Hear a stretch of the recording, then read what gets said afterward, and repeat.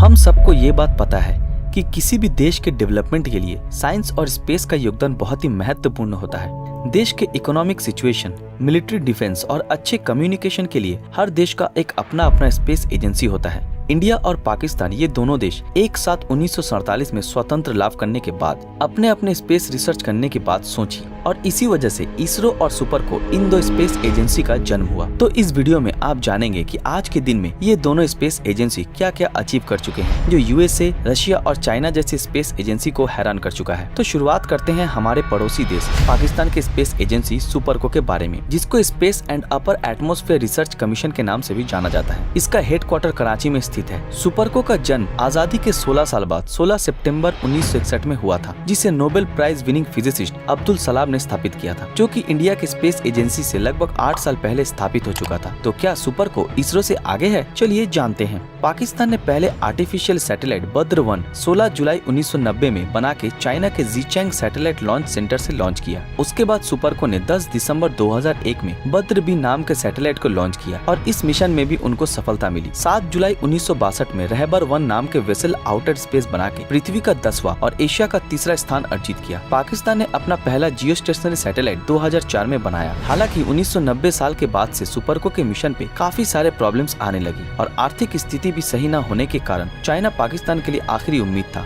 पर इन सारे मुश्किलों के बावजूद भी पाकिस्तान ने अगस्त 2011 में PAKSat-1R नाम के कम्युनिकेशन सैटेलाइट लॉन्च किया। एक रिमोट सेंसिंग सैटेलाइट PRSS 9 जुलाई 2018 में लॉन्च किया गया और इसके साथ साथ एक नेविगेशन सैटेलाइट और एक मिलिट्री सैटेलाइट लॉन्च कर चुका था। पर पाकिस्तान आज तक अपना खुद का लॉन्च व्हीकल बनाने में नाकामयाब है। आशा रखते हैं कि बहुत जल्द पाकिस्तान को भी इस मिशन में सफलता मिलेगी। चलिए अब बात करते हैं इंडिया के स्पेस एजेंसी इसरो के बारे में। इसरो, जो कि इंडियन स्पेस रिसर्च ऑर्गेनाइजेशन के नाम से भी जाना जाता है, इंडिया की आजादी के 22 साल बाद यानी कि 15 अगस्त 1969 में इंडियन साइंटिस्ट विक्रम साराभाई के द्वारा इसका जन्म हुआ और इसरो का हेडक्वार्टर बेंगलुरु में स्थित है। शुरुआती दिनों में इसरो को बहुत ही मुश्किलों का सामना करना पड़ा। इसरो के शुरुआती फंडिंग बहुत ही कम होने के कारण इस समय रॉकेट्स के पार्ट्स को एक जगह से दूसरे जगह पर पहुंचाने के लिए साइकिल या फिर बैलगाड़ी का उपयोग करना पड़ता था। लेकिन सुपरको को बनाने में चाइना स्पेस एडमिनिस्ट्रेशन का हाथ होने के कारण सुपरको को शुरुआती दिनों में फंडिंग के प्रॉब्लम में नहीं पड़ना पड़ा। लेकिन प्रेजेंट में दोनों देशों में आर्थिक परिस्थिति का बहुत ही परिवर्तन आया है। इसी मुताबिक इसरो का वर्तमान बजट है $1.9 बिलियन और सुपरको का बजट है $43 मिलियन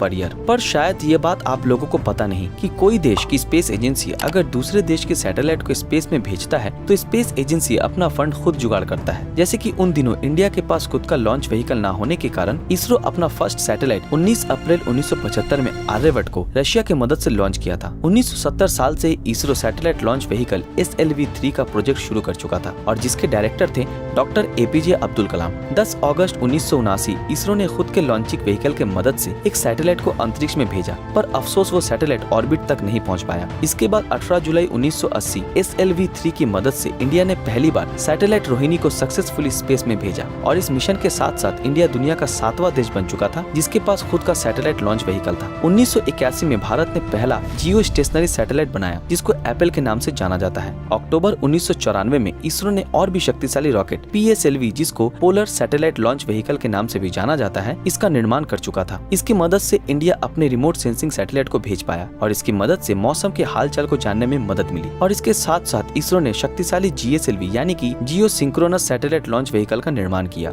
22 अक्टूबर 2008 इसरो ने चांद पर पहला मिशन भेजा जिसका नाम था चंद्रयान-1। ये मिशन सक्सेसफुल होने के साथ साथ ये चांद में पहली बार पानी का खोज किया, जो बाद में नासा ने भी माना और इसके साथ साथ इंडिया चौथा कंट्री बन गया जो चांद के ऑर्बिट तक पहुंच पाया था। 2010 में इसरो ने खुद का क्रायोजेनिक इंजन बना के दुनिया में चौथा स्थान ले लिया। इसके बाद से इसरो को किसी भी देश से मदद लेने की जरूरत नहीं पड़ी। 9 नवंबर 2013 में इसरो ने पृथ्वी की ग्रेविटी को यूज करके मंगल ग्रह पे पहला सैटेलाइट भेजा और 24 सितंबर 2014 में ये सैटेलाइट सही सलामत मार्स पे पहुंच चुका था और इस मिशन का नाम रखा गया था मंगलयान। इस मिशन की वजह से इंडिया एशिया के साथ साथ पूरी दुनिया का पहला देश बन चुका था जो कि पहले ही कोशिश में मार्स पे अपना सैटेलाइट भेज पाया था। 15 फरवरी 2017 में PSLV-C-37 की मदद से इसरो ने 104 सैटेलाइट एक रॉकेट में भेजकर पूरी सफलता के साथ वर्ल्ड रिकॉर्ड बना चुका है। 22 जुलाई 2019 में इसरो ने चंद्रयान-2 का लॉन्च किया। इस मिशन में इसरो चांद को छूना चाहता था। हालांकि 98% ये मिशन सक्सेस पाने के बावजूद मून पे सॉफ्ट लैंडिंग नहीं कर पाया, लेकिन क्रैश लैंडिंग करने के साथ साथ इंडिया ने चांद की जमीन को टच किया, जो इससे पहले सिर्फ 3 देश ही कर पाए हैं। हालांकि अभी तक बहुत सारे इंडियन एस्ट्रोनॉमर्स स्पेस में ट्रैवल कर चुके हैं, लेकिन इनमें से कोई भी इसरो के बनाए हुए स्पेस प्रोग्राम में नहीं जा पाया। इसरो ने ये दावा किया है कि दिसंबर 2021 में गगनयान को लॉन्च करने वाले हैं, जो कि first Indian manned space mission होगा। अगर इसरो का ये मिशन सक्सेसफुल होता है तो इसरो वर्ल्ड में चौथा एशियन कंट्री बन जाएगा जो स्पेस में इंसान को भेज चुका होगा। तो आपको क्या लगता है, फ्यूचर में सुपर को इसरो को टक्कर दे पाएगा? अपनी राय नीचे कमेंट में जरूर बताएं। अगर इस वीडियो में 1000 कमेंट आए तो हम इसरो और नासा के ऊपर वीडियो बनाएंगे। आपको हमारा ये वीडियो अगर पसंद आया तो इस वीडियो को लाइक, कमेंट और ज्यादा से ज्यादा शेयर जरूर करें। अगर आपने अभी तक हमारे चैनल को सब्सक्राइब नहीं किया तो सब्सक्राइब करके बेल आइकन ऑन कर दें, जिससे आपको हर वीडियो सबसे पहले मिल जाएगी। मिलते हैं आपके साथ अगले वीडियो में, तब तक के लिए अलविदा।